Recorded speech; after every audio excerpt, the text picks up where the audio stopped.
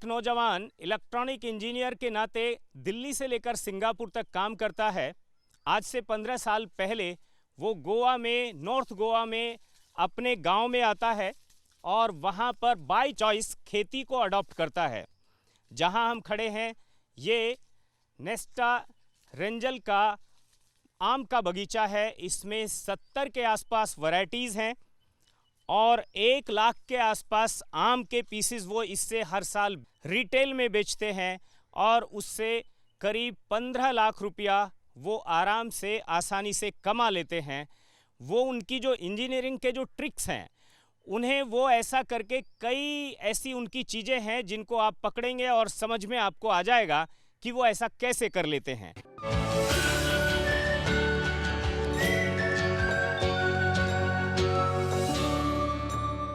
हम शुरुआत कर रहे हैं इस आम के बगीचे से। आपका बहुत बहुत स्वागत है नेस्टा। धन्यवाद।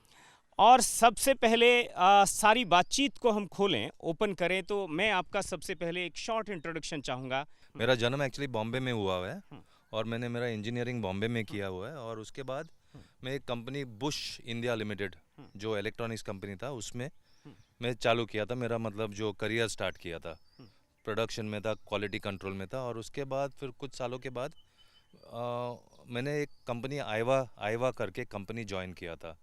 उसमें मतलब जब मैं वो कंपनी जब छोड़ा था तभी मैं फैक्ट्री का जनरल मैनेजर था और उस फैक्ट्री में हम लोग लगभग 10,000 टीवीज और 5-6 हज़ार ऑडियो सिस्टम दिन में बनाते थे। क्या बात।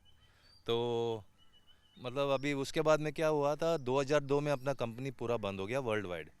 तो मेरा चॉइसेस था या तो दूसरा कंपनी ढूंढ के नौकरी ले। मैं सोचा चलो मेरे जो एंसेस्ट्रल विलेज आ जाओ घर पे। मैं बोला गोवा आके मैं कुछ कर लेता हूँ। तो यहाँ आके मैंने एक सर्विस सेंटर खोला था जिसके पास जब मैं खोला था लगभग मेरे पास 7 ऑथराइज फ्रेंचाइजीज था। Panasonic, Onida, Aiwa, TCL, Philips का भी शोरूम था मेरे पास और बाकी का ऑथराइज था। लगभग 40 लोग मेरे काम पे थे। तो पहले से मेरा शौक था थोड़ा एग्रीकल्चर में। तो हम लोग ने एक छोटा सा पहले ये जगह खरीद लिया जिसमें हम लोग अभी खड़ा है। ये लगभग 7 एकड़ का ज़मीन था। तो ये खरीद के हम लोग ने ये स्टार्ट किया था। मतलब 2 साल कुछ ज़्यादा किया नहीं। 2 साल के बाद 2009 या 10 में हम लोग ने ये आम का बगीचा लगा दिया। यहाँ पर आपने 70 तरह की वैरायटीज इस आम के बाग में है। आप 10 वैरायटीज के नाम खटाखट बता सकते हैं? कार्दोज मानकोराद, फर्नांड, हिलारियो, मालगेज, मालकोराद 5 हो गया, नीलम, केसर, पायरी और उड़गो, बिशप, काफ़ी सारे हैं। मतलब वो तो 10 हो गया। मतलब ये 70 वैरायटी हैं यहाँ पर और उन्होंने ऑफ द रिकॉर्ड ये मुझे बताया और मैंने आप तक ये बात पहुँचा दी कि इसमें करीब 1 लाख आम के नग ये निकाल लेते हैं और 50 रुपये तक में एक नग ये बेचते हैं, लेकिन कुछ कम पैसे में भी बेचते हैं। एक रेशो अगर निकाल कर चलेंगे तो 15 रुपये में एक आम यहाँ से जाता है। 10 से 15 लाख तक का इनकम तो हो जाता है आम से। करीब ये 15 लाख रुपए तक ये इनकम जाता है। आम की जो नर्सरी है, नर्सरी भी एक उनका काम है। आइए उसको देखते हैं कि उसे वो कैसे तैयार करते हैं।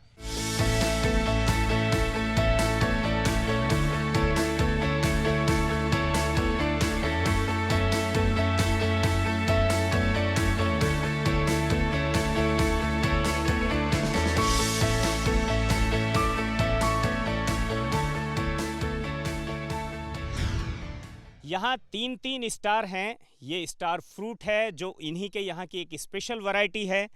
ये कोंकण सम्राट है जो ये आप आम देख रहे हैं और जो नेस्टा है वो खुद मैंगो स्टार हैं। 70 वैरायटी उनके यहाँ पर हैं। 700 पेड़ हैं आम के। उन्होंने बताया एक एक आम का एक एक पीस वो अलग अलग करके बेचते हैं। और मेरे पीछे भी आप जो देख रहे हैं तो ये आम की नर्सरी है। इस नर्सरी से भी वो कितना पेड़ बेच लेते हैं, औसत इससे वो कितना इनकम जनरेट कर देते हैं, ये हम उनसे जानते हैं। ये जो नर्सरी जो आप पीछे देख रहे हैं ये मैं सिर्फ लोकल वैरायटीज़, गोवा के जो वैरायटीज़, गोवा में लगभग ओवर 100 वैरायटीज़ है लेकिन 30-40 वैरायटीज़ वेल नोन है। तो मैं 30 वैरायटीज़ का मैं ग्राफ्ट्स बनाता हूँ और वो ग्राफ्ट्स में बेचता हूँ और एक एक ग्राफ्ट जो है मिनिमम 500 से लेके 1000 रुपया तक चले जाता है। तो लगभग साल में लगभग 3000 से ऊपर ग्राफ्ट्स बिक जाते हैं। तो मतलब उसमें भी 8-10 लाख का तो इनकम ग्राफ्ट से ही आ जाता है। तो मतलब ये तो ये फार्म चलाने के लिए मतलब काफ़ी पैसा लग जाता है। फार्मिंग इतना इजी नहीं है, गोवा में तो रेट्स बहुत ज़्यादा है लेबर वगैरह का। फार्मिंग आसान नहीं है, फार्मिंग जो है बहुत मुश्किल है, लेकिन फार्मिंग में वो उन्होंने बताया कि उधर वो 15 लाख रुपए का आम भी निकाल लेते हैं, इधर 8-10 लाख रुपए का नर्सरी भी बेच लेते हैं, और क्या क्या कर लेते हैं और कितना कठिन है ये भी हम जानेंगे। ये जो वैरायटी है गोवा के मेरे ख्याल से ये सेकंड बेस्ट वैरायटी है। इसको हिलारियो बोलते हैं। आप देख सकते हैं यहाँ पे जूम करके हिलारियो वैरायटी बोलते हैं। तो ये जो वैरायटी है ये लेट बेरिंग वैरायटी है, मतलब बारिश के पहले आ जाता है। लेकिन इसका जो टेस्ट है और स्वीटनेस है बहुत बढ़िया है। और दूसरा जो मेन जो वैरायटी गोवा का है इसको मालकोरादा बोलते हैं। मालकोरादा मीन्स यूजुअली मालकोरादा बेसिकली पोर्चुगीज वर्ड है। तो मतलब काफ़ी मतलब डिस्प्यूट है उस पर, लेकिन पुराना आम है। आम है। और ये जो मालकोरादा जो मतलब जो रहता है पोर्चुगीज में, माल means bad in Portuguese and करड मीन्स कलर। तो पोर्चुगीज को क्या था, उन लोग को यूरोपियंस को अच्छा लाल कलर का चाहिए था, इसमें ये येलो कलर का है, इसमें लाल कम है। तो उन लोग ने ये नाम मतलब वो one of the theories that are going around, ऐसा श्योर नहीं कि ये थियरी वही है, लेकिन सो दिस इज एक्चुअली जो मालकोरादा वैरायटी है, this is the main variety जो गोवा में होता है। और इसका भी 2-3 महीने के अंदर हम लोग को जीआई मिलने वाला है। इसका स्वीटनेस बहुत बढ़िया है और फ्लेवर इतना बढ़िया। और गोवा में आप कोई भी किधर भी जाओ, आप किसी से भी पूछ लेंगे तो सब लोग बोलेंगे मुझे मालकोराद वैरायटी दे दो। ये बेचने के लिए कोई दिक्कत नहीं होता है। मतलब मालकोराद का मतलब ही ये हुआ कि ये कलर। हाँ बैड कलर ये एक अलग चीज़ है, लेकिन ये वो आम है जिसको ज्योग्राफिकल इंडेक्स यानी जीआई टैग मिलने जा रहा है। तो आइए देखते हैं कुछ और इनिशिएटिव।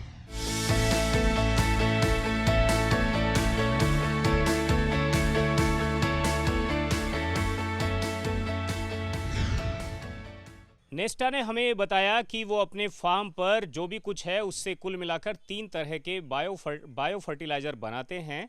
वे बायो फर्टिलाइज़र क्या क्या हैं, उनके नाम क्या क्या हैं, वो कैसे बनते हैं, किस किस यूज़ में आते हैं, ये हम सब उनसे जानना चाहेंगे। मेरे पीछे एक मशीन आप देख रहे हैं, इसका क्या उपयोग है ये भी आप बताएं। ठीक है, तो ये जो मशीन है यहाँ, ये जो मशीन है इससे मैं कोकोपीट बनाता है। आजकल कोकोपीट का हाइड्रोपोनिक्स में काफ़ी यूज़ होता है। तो कोकोपीट नॉर्मली आप उधर देखेंगे लेफ्ट पे, वो नारियल के जो ये है ना ऊपर के कवर्स, उसको ये मशीन में डाल के लगभग 4 mm का ये बनाते, पाउडर बनाते हैं हम लोग। सेकेंडली हम लोग इसमें सारे कुछ इसमें इवन फार्मयार्ड मैन्योर जो आता है ना, जो थोड़ा जब आप फार्मयार्ड मैन्योर कंपोस्ट करते हैं थोड़ा ब्लॉक्स हो जाते हैं, वो बेचने के लिए ठीक नहीं रहते। नॉर्मली ब्लॉक्स ऐसा होता है, मीन्स मोटे मोटे। तो हम लोग क्या करते हैं, मशीन में डाल के उसको क्रश कर देते हैं। क्रश कर देते हैं, उसको पल्वराइज कर देते हैं। और ये लगभग ऐसा मतलब एक मतलब 4 mm का पीसेस हो जाते हैं। मतलब ये बेचने के लिए थोड़ा प्रोफेशनल दिख जाता है, नहीं तो आप पूरा पीसेस बेच देंगे तो अच्छा नहीं लगता है। तो इसमें हम लोग गोबर भी डाल सकते हैं, गोबर पीसेस, वो भी मतलब गोबर के भी पीसेस पतला कर सकते हैं। तो इसमें मतलब ये मल्टीपर्पज में ये हो जाता है। और दिन में लगभग अगर 8 घंटा चला है तो 1000-1500 किलो तक का मैं प्रोसेसिंग कर सकता हूँ। वर्मी कंपोस्ट कितना बनाते हैं? वर्मी कंपोस्ट लगभग 30 to 35,000 kgs पर मंथ। फार्मयार्ड मैन्योर ऑलरेडी हम लोग एक ही टाइम में फार्मयार्ड मैन्योर बनाते हैं, तो लगभग फार्मयार्ड मैन्योर अराउंड 20,000 kgs पर मंथ जाता है। और कोकोपीट 5 से 10,000 किलो। हम तीनों तरह के जो ये आपके मैन्योर हैं इनकी क्वांटिटी 1 महीने की समझें और उनसे कितना उनसे लगभग तीनों का जो होगा अराउंड 50,000 kgs होगा। और उसमें एवरेज जो है अराउंड 10 रुपीज़ पर kg में चले जाता है। तो around 4 to 5 lakhs, 4.5 to 5 lakhs का इसमें टर्नओवर आ जाता है। टर्नओवर है, मैं ग्रॉस का बात करते हैं, नेट का नहीं। सिर्फ ये जो फार्म में वेस्ट निकलता है, इस वेस्ट से 5 लाख रुपए के आसपास वो कमा लेते हैं। उनका कहना ये है कि ये ब्रेड के काम में आ जाता है, और जो आम से 10-15 लाख रुपया कमाते हैं उससे वो बटर हो जाता है। तो ब्रेड और बटर जो है वो इतना महंगा, मतलब इतना कीमती है, ये भी समझने वाली बात है। हम देखते हैं कुछ और चीज़ें जो यहाँ पर अभी भी हिडन हैं।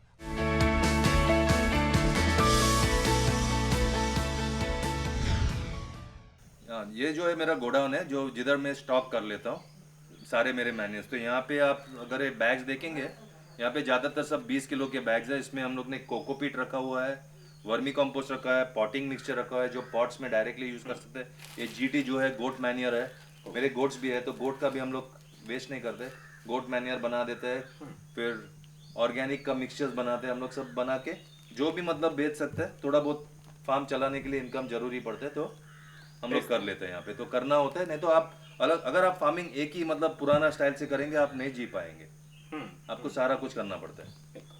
तो मतलब आप फार्म जब चला रहे तो इंटीग्रेटेड फार्म होना चाहिए। तो मेरा आगे का भी प्लान है, मैं एक इको रिजॉर्ट स्टार्ट करने वाला एक 2-3 महीने के अंदर। और मैं ये भी करता हूँ, मैं क्या बोलते हैं, we have this tours for students and all that, but that is more or less free tours करते हैं हम लोग। मतलब स्टूडेंट्स को थोड़ा मतलब एनवायरनमेंट और एग्रीकल्चर के बारे में हम लोग बताते हैं उनको।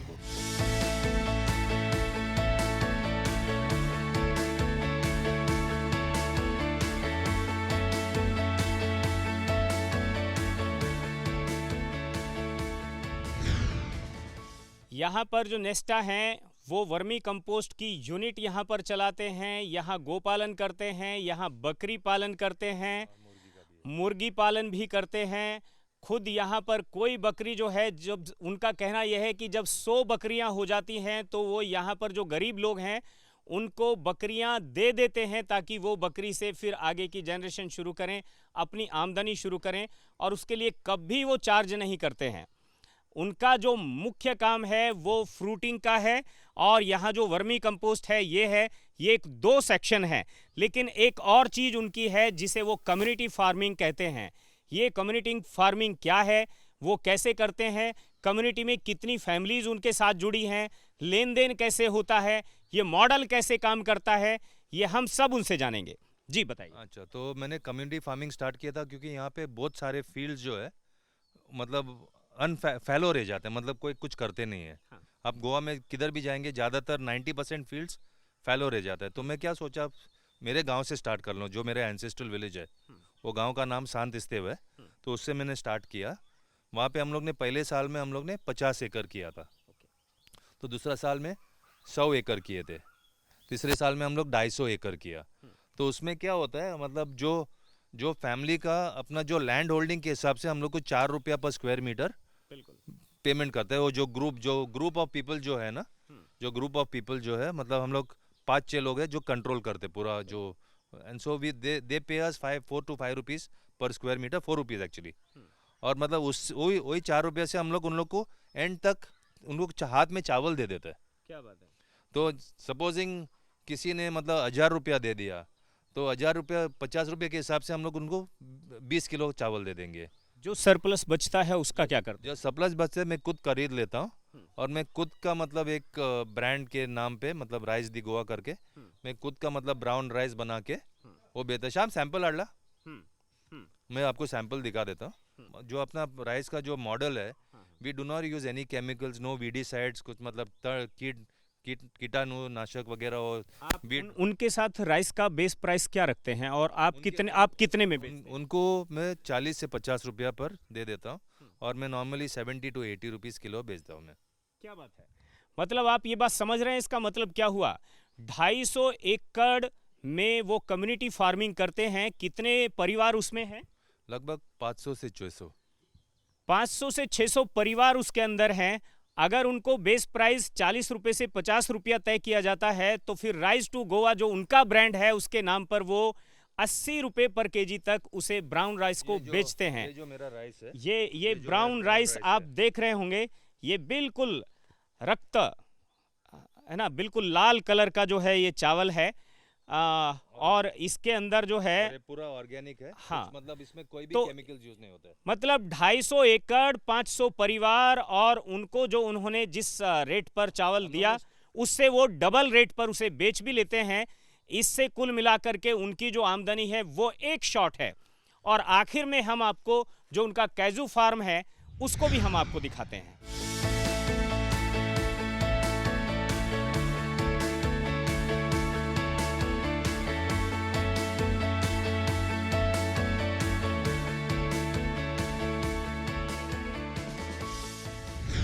जब लोगों के करियर को संभालने की उम्र होती है, तब नेस्टा अपने बच्चों की पढ़ाई लिखाई पूरी कराने के बाद में अपने एक और सेकंड करियर को संभाल रहे हैं, ग्रीन इकोनॉमी का झंडा बुलंद कर रहे हैं। यहाँ पर क्या आपकी फ्यूचर प्लान है, एक बार उसे समझकर हम और फिर ये जो है मेरा कैजू का ऑर्चर्ड है। हाँ। तो यहाँ पे काफ़ी सारे पेड़ है। तो यहाँ पे हम लोग कैजू मतलब जो सीड्स वगैरह रहता है, आपको कैजू का तो पता है, हाँ, पोर्तुगीज़ ने लाया था इंडिया में, पोर्तुगीज़ ने कैजू लाया था। और मतलब सारे जगह पे आजकल कैजू फैला हुआ है, from the east to the west, पूरा जगह पे कैजू। और ये जो है कैजू का पेड़ भरा हुआ है, जो पीछे में कैजू का पेड़ है वो भरा हुआ है। तो इस कैजू का पेड़ से हम लोग जो गोवा कैजू जो फेमस है, उसका सीड्स भी यहाँ पे, ये सीड्स भी हम लोग प्रोसेस करके कैजू बनाते हैं। और एक चीज़ मैं बता दूं, जो ज़्यादातर जो गोवा कैजू जो बोलते हैं, ओनली 10% इज़ गोवा कैजू। बाकी का बाहर के स्टेट से या तो अफ्रीका से जो कैजू, लेकिन गोवा कैजू के नाम पे बेचते हैं। मतलब लोगों को पता नहीं। और जो अपना जो कैजू है गोवा का, उसका एक खासियत क्या रहती है कि हम लोग फेनी बनाते हैं यहाँ पे।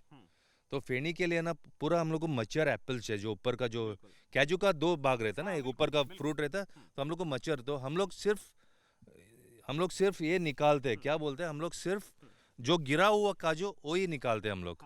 मतलब हम लोग पेड़ से नहीं निकालते। वो 2-3 दिन जो पेड़ पे ज़्यादा रहता है, वो कैजू का टेस्ट अलग आ जाता है और अच्छा आ जाता है। सो मतलब एंड स्पेशली मेरे एक्सपीरियंस है, जो इस तालुका जो कैजू है, सत्तरी तालुका, वो गोवा का सबसे अच्छा है। Maybe because of the weather, जो गार्ड्स वगैरह है। आप क्या फेनी का हम लोग गवर्नमेंट हम लोग को एवरी ईयर एक टेम्परेरी लाइसेंस हम लोग को निकालना होता है। तो हम लोग टेम्परेरी लाइसेंस निकाल के हम लोग फेनी क्या बोलते हैं, फेनी डिस्टिलिंग करते हैं यहाँ पे।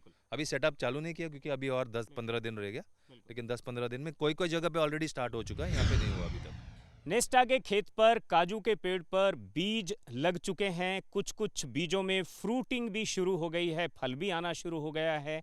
अगर आपने भी कामयाबी के कुछ बीज लगाए हैं, सफलता के कुछ अंकुर उसमें से फूटे हैं, आप ज़रूर मुझे बताइए, क्योंकि मेरा काम है खेत खेत तक जाना, खेती की बात सुनाना, सबको सुनाना, पूरे देश को सुनाना, ताकि वहाँ पर भी कोई ना कोई इंस्पायर हो सके, इस ग्रीन इकोनॉमी की तरफ झुक सके और इधर हरे पंख लगा करके उड़ सके, ताकि उस उड़ान को हम कह सकें कि वो स्मार्ट खेती कर रहा है। अगर आप भी ऐसा कुछ कर रहे हैं तो हमें ज़रूर बताइए, हम आएंगे आपके खेत तक और दुनिया को दिखाएंगे आपके यहाँ की स्मार्ट खेती।